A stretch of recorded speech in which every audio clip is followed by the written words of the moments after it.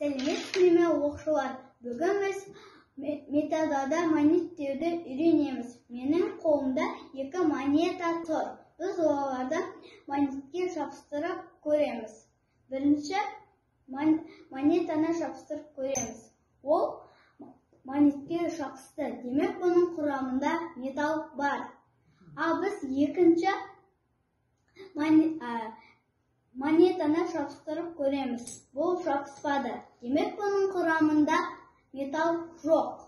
Балалар, менің екінші тәсілім мынандай. Біз күнделікті қолданатын шай қасықта қалай тез жинап жууды көрсететін боламыз. Алдымен біз шыны ыдысқа су құйып аламыз.